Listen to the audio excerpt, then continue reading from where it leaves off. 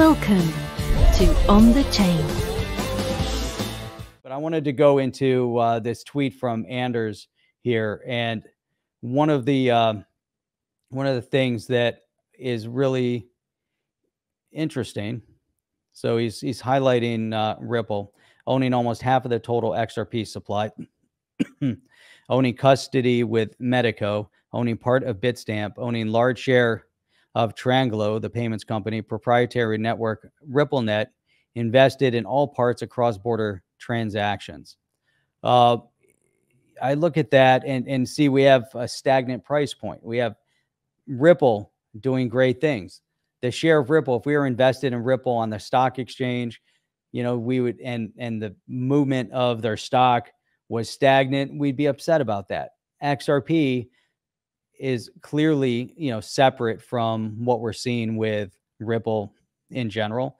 And New Wave was, mentioning that, given all of that, price after 11 years, sub 50 cents, seriously spend your money elsewhere and take profits. Now, the misunderstanding, and this is unfortunate, it's kind of ripe across the board, similar to how we started out, with a point with all the secret, information, the secret documents out there. Someone, is holding some sort of a shade over the reality. But here, so Anders went, it took 10 years for the .com bubble burst until Amazon hit all-time highs again. But I'm sure a lot of people are saying how bad of an investment Amazon was then as well, which they did. And Anders is bringing up an interesting point, but I think it's a little bit, if we're invested in Ripple, we're looking at XRP.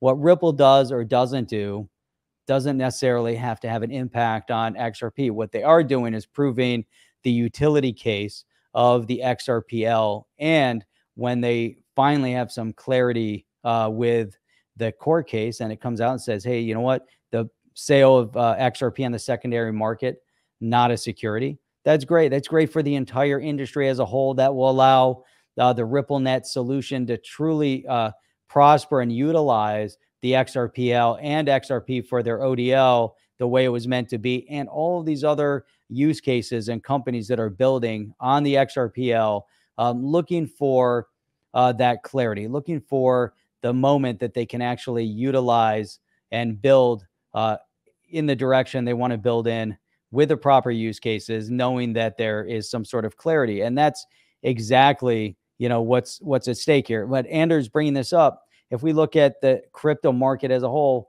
and people are, every time there's an up, everyone's fired up. The mass media is fired up. Every time there's a down, that's when the mass media piles in. And we've played these clips in the past. There was a great clip with Jeff Bezos, and they were interviewing him when he was talking about how he was selling used books, and the industry mocked him and said, there's no way you're going to compete against Barnes and Noble and Borders. There's no way people are going to buy used books online from you. And even talked about what his long game was in the marketplace and expanding with a different product, So this is, exactly kind of a point in parcel with, the mentality and the mindset. He kind of goes on here. I believe they'll be able to force XRP into the bridge asset of choice in various quarters by making it cheaper than what their competitors can offer. Their large holdings are really helpful for this. I don't know. He said, I'm not pulling this from thin air, by the way. Maybe not. I don't know how you can, if they're going to force it. XRP, obviously can be an amazing bridge asset. Amazing for cross-border transaction. The XRPL as a whole, you can complete cross-border transaction without XRP, even just utilizing the inherent exchange on the XRPL, you can utilize. But the key of all of it is XRP. The key of the solutions that RippleNet has put forward that is so drastically different than Swift is the ODL, is the on-demand liquidity. And so that on-demand liquidity is critical for the instant settlement of a transaction. And this is where they were really so far ahead in their thought process. let me pull up this screen. So this is the Faster Payment Council. This was just released today. And let's see what they're talking about, because they're referencing central bank digital currencies at the Faster Payments Council.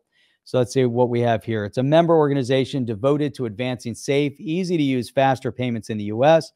They published their third edition of Cross-Border Payment Bulletin. And here, what do they focus on? Let's see. They want to explore the effect of CBDCs on cross-border faster payments. So is a CBDC going to help settle transaction? Can a CBDC on its own convert an exchange with another CBDC without an intermediary creating the transaction? So that's the question. What tool are they utilizing to exchange a US digital dollar for a euro, a digital euro? What is the intermediary to allow for that transaction to happen? How are they going to facilitate that settlement? And are they going to have kind of an in-between, or, and then there's going to be kind of like an IOU, kind of like if in the US we have Zelle. I think there's something comparable over in Europe, where if I wanted to send Chip money, I can go onto my Zelle and I could send it to him, and Chip will have within seconds, he'll have money in his bank account.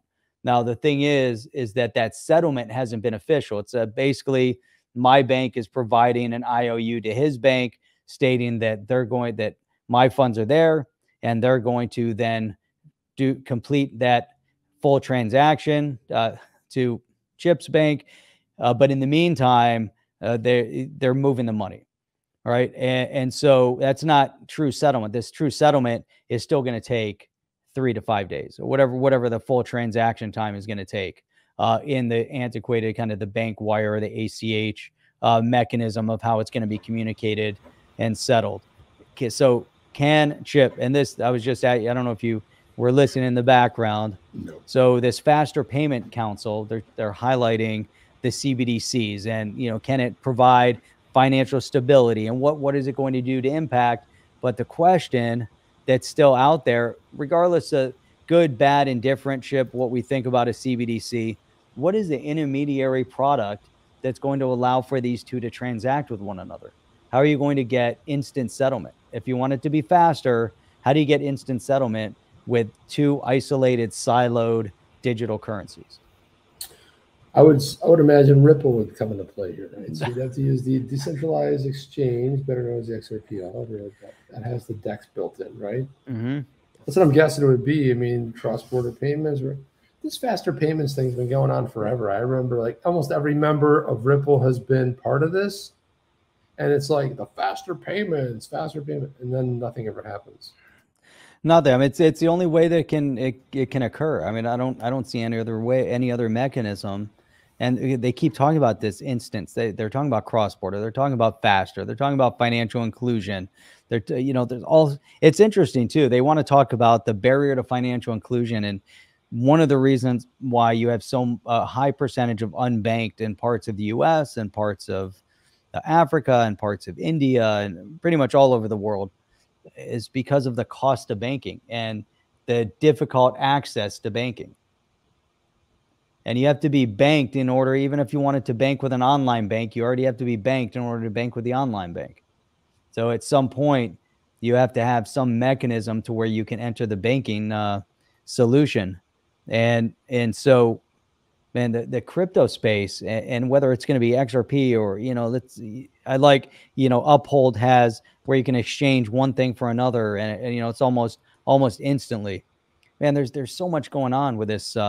And so little. There's so much and so little.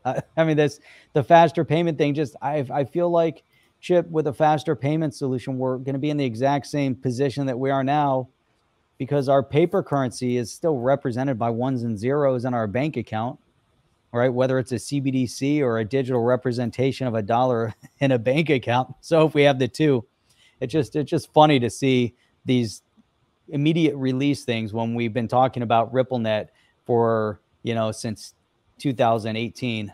We've been talking about XRP and the XRPL, and these guys are just kind of wrapping their heads around a digital version of our dollar. Are you down with OTC? Please like, subscribe, and click the bell to be notified when the next video drops.